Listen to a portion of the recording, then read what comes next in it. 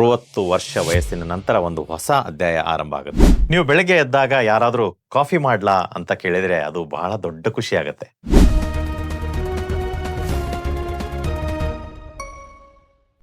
ನಮಸ್ಕಾರ ವೀಕ್ಷಕರೇ, ವಿಜಯಪುರ್ ಸೆಂಟ್ರಲ್ ಚಾನೆಲ್ಗೆ ಸ್ವಾಗತ. ನಾನು ಪ್ರಕಾಶ್. 60 ವರ್ಷದ ನಂತರ ಪತಿ ಪತ್ನಿಯರ ಸಂಬಂಧ ಯಾಕೆ ಬದಲಾಗುತ್ತೆ, ಈ ವಿಷಯದ ಕುರಿತು ಒಂದಿಷ್ಟು ಮಾಹಿತಿಯನ್ನು ನಿಮಗೆ ನಾನು ನೀಡ್ತಾ ಇದ್ದೀನಿ. ನಮಸ್ಕಾರ ಸ್ನೇಹಿತರೆ, ಇಂದು ನಾನು ಅಂತಹ ಪತಿ ಪತ್ನಿಯರೊಂದಿಗೆ ಮಾತನಾಡಲಿಕ್ಕೆ ಬಯಸ್ತಾ ಇದ್ದೀನಿ.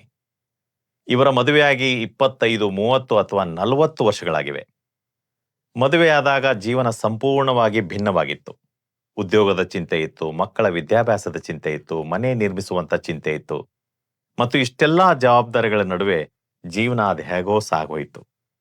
ಆದ್ರೆ 60 ವರ್ಷ ವಯಸ್ಸಿನ ನಂತರ ಒಂದು ಹೊಸ ಅಧ್ಯಾಯ ಆರಂಭ ಆಗುತ್ತೆ. ಈಗ ಮಕ್ಕಳು ದೊಡ್ಡವರಾಗಿದ್ದಾರೆ, ಅವ್ರದೇ ಆದಂಥ ಸ್ವಂತ ಪ್ರಪಂಚ ಇದೆ, ಅವ್ರದೇ ಆದಂಥ ಜವಾಬ್ದಾರಿಗಳು ಕೂಡ ಇದೆ. ಮತ್ತು ಹಠಾತ್ತಾಗಿ ಒಂದೇ ದಿವಸ ನಿಮಗೆ ಏನು ಅನಿಸುತ್ತೆ ಅಂತಂದರೆ, ಈಗ ಮನೆಯಲ್ಲಿ ನಿಮ್ಮಿಬ್ಬರಿಗೆ ಪರಸ್ಪರ ಕಳೀಲಿಕ್ಕೆ ಅತ್ಯಂತ ಹೆಚ್ಚು ಸಮಯ ಸಿಗ್ತಾ ಇದೆ ಅಂತ ಅನಿಸುತ್ತೆ. ಎಸ್ ಸ್ನೇಹಿತರೆ, 60ರ ನಂತರ ಪತಿ ಪತ್ನಿಯರ ಸಂಬಂಧ ಪತಿ ಪತ್ನಿಗಿಂತ ಹೆಚ್ಚಾಗಿ ಸ್ನೇಹದ ಸಂಬಂಧವಾಗಿ ಬದಲಾಗುತ್ತೆ.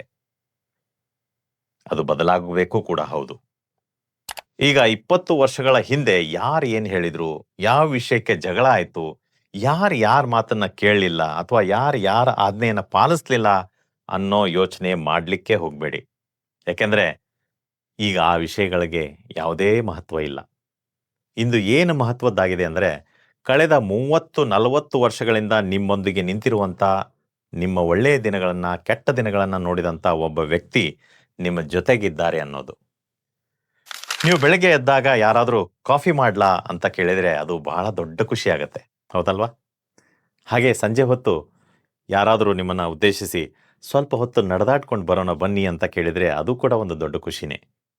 ಸ್ನೇಹಿತರೆ, ವೃದ್ಧಾಪ್ಯದ ಅತ್ಯಂತ ದೊಡ್ಡ ಸಂಪತ್ತು ಅಂದರೆ ಬ್ಯಾಂಕ್ ಬ್ಯಾಲೆನ್ಸ್ ಅಲ್ಲ, ಒಬ್ಬ ಒಳ್ಳೆಯ ಜೀವನ ಸಂಗಾತಿ. ಅದಕ್ಕಾಗೇ ಸಣ್ಣ ಪುಟ್ಟ ತಪ್ಪುಗಳನ್ನ ಹುಡುಕೋದನ್ನ ನಿಲ್ಲಿಸಿ ಸ್ವಲ್ಪ ಧನ್ಯವಾದಗಳನ್ನ ಹೇಳಲಿಕ್ಕೆ ಶುರು ಮಾಡಿ, ಸ್ವಲ್ಪ ಮುಗುಳ್ನಗೆ ಮಾಡಲಿಕ್ಕೆ ಶುರು ಮಾಡಿ, ಹಾಗೆ ಸ್ವಲ್ಪ ಸಮಯವನ್ನು ಪರಸ್ಪರಗಾಗಿ ಮೀಸಲಿಡಿ.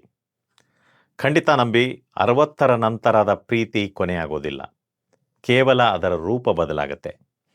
ಈಗ ಗುಲಾಬಿ ಹೂಗಳನ್ನ ನೀಡೋಕ್ಕಾಗೋದಿಲ್ಲ, ಆದರೆ ಸಮಯಕ್ಕೆ ಸರಿಯಾಗಿ ಔಷಧಿಗಳನ್ನು ನೀಡಲಾಗುತ್ತೆ. ಈಗ ದೀರ್ಘವಾದ ಪ್ರೇಮ ಪತ್ರಗಳನ್ನ ಬರೆಯೋದಕ್ಕಾಗೋದಿಲ್ಲ, ಆದರೆ ಔಷಧಿ ತಗೊಂಡ್ರಾ ಅಂತ ಖಂಡಿತವಾಗಿ ಕೇಳಲಾಗತ್ತೆ. ಮತ್ತು ಸತ್ಯ ಹೇಳಬೇಕಂದ್ರೆ ಇದುವೇ ಅತ್ಯಂತ ಸತ್ಯವಾದ ಪ್ರೀತಿ. ನಿಮ್ಮ ಜೀವನ ಸಂಗಾತಿ ಇಂದಿಗೂ ನಿಮ್ಮೊಂದಿಗೆ ಇದ್ರೆ ದೇವರಿಗೆ ಧನ್ಯವಾದಗಳನ್ನ ತಿಳಿಸಿ. ಯಾಕೆಂದ್ರೆ ಈ ವಯಸ್ಸಿನಲ್ಲಿ ಜೊತೆಯಾಗಿ ನಡೆಯುವ ಸಂಗಾತಿ ಸಿಗೋದು ಅತ್ಯಂತ ದೊಡ್ಡ ಆಶೀರ್ವಾದ, ಹೌದಲ್ವಾ?